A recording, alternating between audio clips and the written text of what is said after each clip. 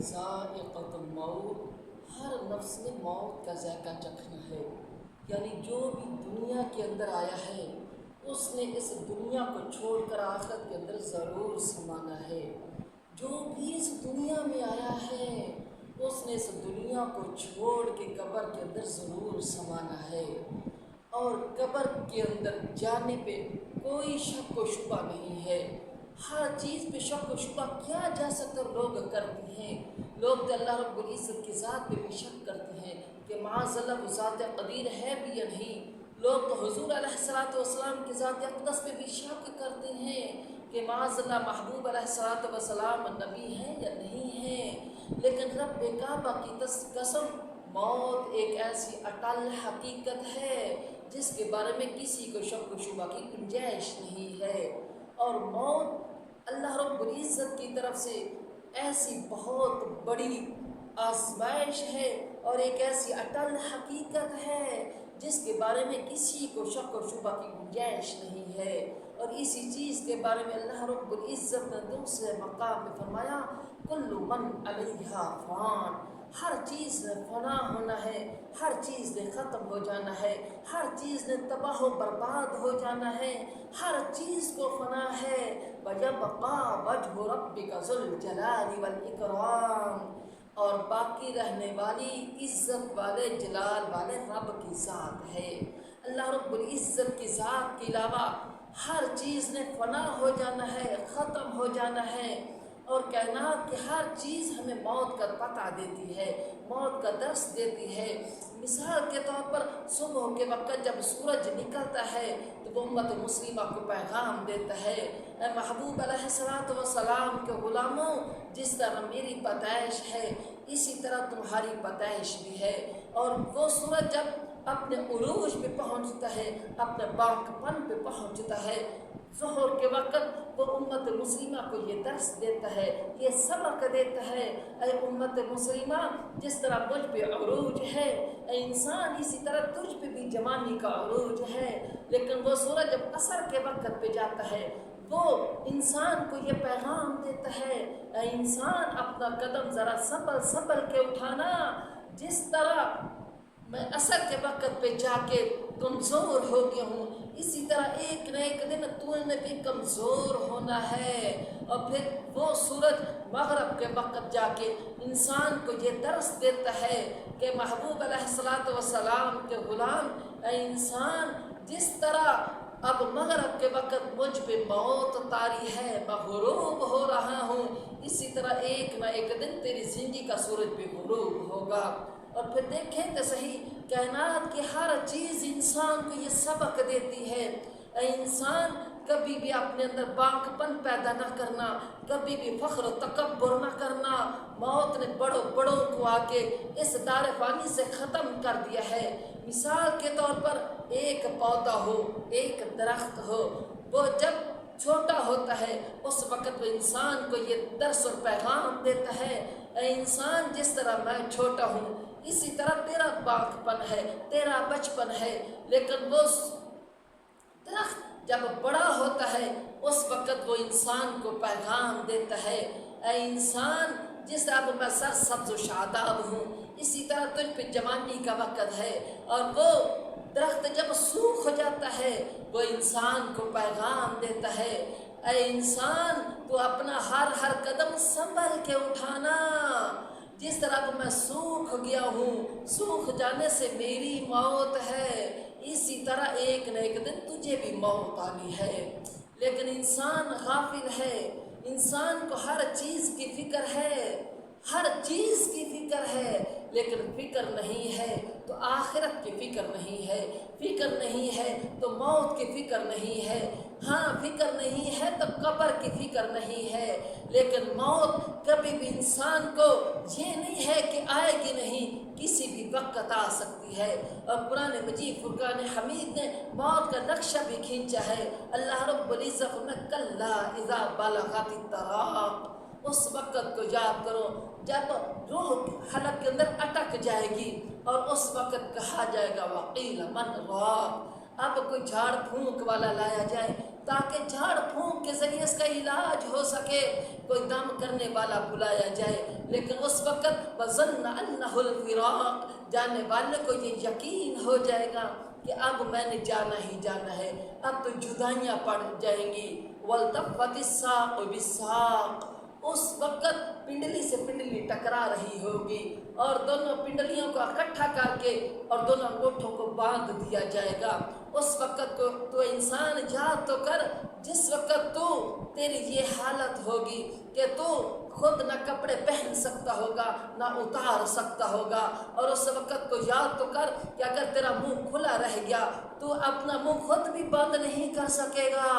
انسان اس وقت کو یاد تو کر کہ اگر تیرا جو بازو ہیں وہ اگر ایک جگہ پہ اکڑ گئے تو وہ ان کو تو سیدھا بھی نہیں کر سکے گا۔ انسان تو اس وقت کو ذرا یاد تو کر کہ تو کس لمحے سے گزرے گا کہ تیری اندر اپنے کپڑے اتارنے کی بھی صلاحیت نہیں ہوگی، اور جس وقت تجھے ایک تختے پہ لٹا دیا جائے گا اور پھر غسل دے گا، جس طرح اس کا دل چاہے ویسے غسل دے گا، اور جس طرح اس کا دل چاہے ویسے کرے گا، اس کو کوئی پوچھنے والا نہیں ہوگا۔ وہ تیرے کپڑوں کو کینچی سے کاٹ کے اتارے گا اور پھر تجھے نہلایا جائے گا، غسل دیا جائے گا، لیکن پھر بھی دیکھ تو صحیح تجھ پہ تیرے رب کی کتنی رحمت ہے، اور حضور علیہ الصلوۃ والسلام کی امتی ہونے کی وجہ سے تجھے کیا شرف و عزت ملے گی کہ اے مسلمان تجھے صاف اور سفید کپڑوں کا کفن دیا جائے گا۔ کیوں؟ اس لیے کہ محبوب علیہ الصلوۃ والسلام کا فرمان ہے کہ مجھے سفید کپڑے زیادہ محبوب ہیں، سفید کپڑے زیادہ پسند ہیں۔ اے امت مسلمہ کے نوجوان ذرا تو خود سوچ تو صحیح، تو ذرا اندازہ تو لگا کہ تو گنہگار ہے، سیاہکار ہے، بدکار ہے، ذلتوں میں ڈوبا ہوا ہے، لیکن تجھ پہ محبوب علیہ الصلوۃ والسلام کی کتنی رحمت ہے۔ محبوب علیہ الصلوۃ والسلام نے فرمایا مجھے سفید کپڑے زیادہ پسند ہیں، اس لیے تجھے سفید لباس پہنایا جائے گا، سفید کفن پہنایا جائے گا۔ کیوں؟ اس لیے کہ تو نے قبر میں پہنچ کے محبوب علیہ الصلوۃ والسلام کا دیدار کرنا ہے۔ پھر حضور علیہ الصلوۃ والسلام کی شریعت اس پہ ختم نہیں ہوتی، پھر تجھے اٹھایا جائے گا، تیری چارپائی کو اٹھایا جائے گا تو 4 آدمی مل کے اٹھائیں گے۔ کیوں؟ اس کو کہیں پہ کوئی دھچکا نہ لگے، کہیں پہ اس کی چارپائی ڈول نہ جائے۔ کیوں؟ یہ کوئی عام نہیں ہے، یہ محبوب علیہ الصلوۃ والسلام کا غلام ہے اور حضور علیہ الصلوۃ والسلام کی محبت کا شاہکار ہے۔ یہ شاہانہ انداز میں چلے، تمام لوگ اس کے پیچھے چلیں گے تو دلہا بن کے آگے جا رہا ہوگا، اور پھر تیری یہ حالت ہوگی کہ تیرا جنازہ جب پڑھایا جائے گا اس وقت تیری چارپائی سب سے آگے ہوگی، چاہے امام کعبہ کیوں نہ ہو وہ تیرے پیچھے کھڑا ہو کے تیرے جنازہ پڑھائے گا۔ اور تجھے اتنی عزتیں ملی ہیں، اتنی رفتیں، مقام و بلندیاں ملی ہیں تو محبوب علیہ الصلوۃ والسلام کے نعلین کے صدقے ملی ہیں۔ لیکن اے امت مسلمہ کے نوجوان، تو خود بھی تو ذرا اندازہ لگا کہ تو کیا کر رہا ہے۔ موت ہر وقت تیرا پیچھا کر رہی ہے اور تو موت سے بھاگ نہیں سکتا، اور تو موت سے اپنا دامن چھڑا نہیں سکتا۔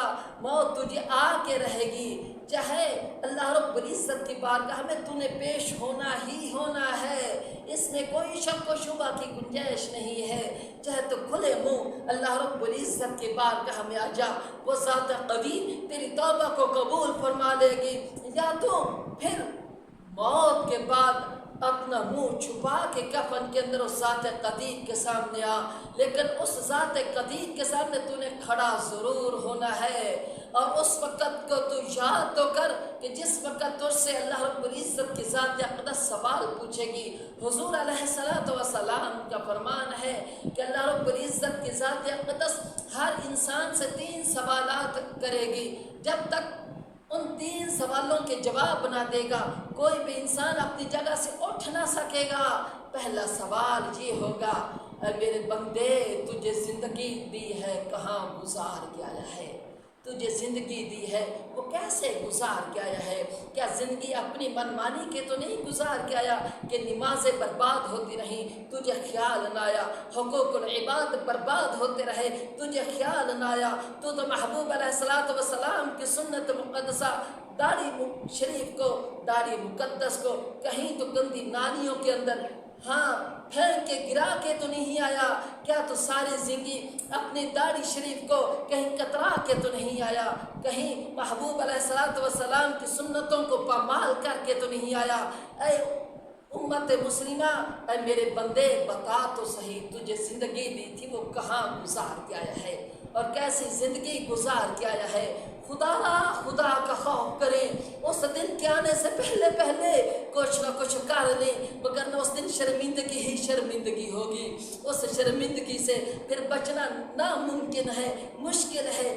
آج وقت ہے کچھ نہ کچھ کر لیں، آج وقت ہے اس ذات وحدہ لا شریک کو راضی کر لیں، آج وقت ہے محبوب علیہ السلام کو راضی کر لیں۔ قیامت والے دن پچھتائیں گے تو ان پچھتاوے کا کوئی فائدہ نہیں ہوگا۔ آج وقت ہے، دوسرا سوال ہوگا، اے میرے بندے، تجھے مال دیا تھا، کہاں سے کمایا ہے، کہاں پہ خرچ کر کے آیا ہے؟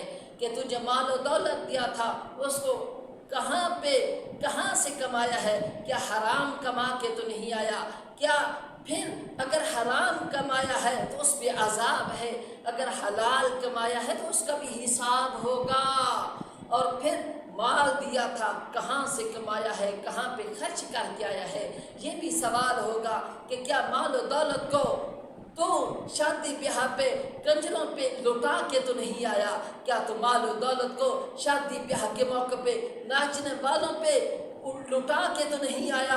اگر تجھے مال و دولت دیا تھا، کیا اس مال و دولت سے تو نے غربا کا بھی خیال رکھا ہے یا نہیں رکھا؟ فقیروں کا بھی خیال رکھا ہے یا نہیں رکھا؟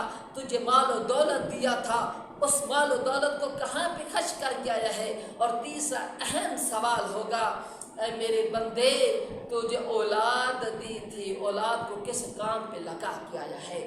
کہ اولاد دی تھی، کیا تو نے اولاد کی اچھی تربیت کی ہے یا نہیں کی؟ اور تجھے اولاد دی تھی، اس اولاد کو تو کس کھاتے پہ لگا کے آیا ہے؟ اور یہ سوالات ہوں گے، لیکن ہمیں ہر وقت موت کی فکر کرنی چاہیے، اور موت جو ہے اس نے ہمارا پیچھا کرنا ہی کرنا ہے، اس لیے کثرت سے موت کو یاد کریں۔ اللہ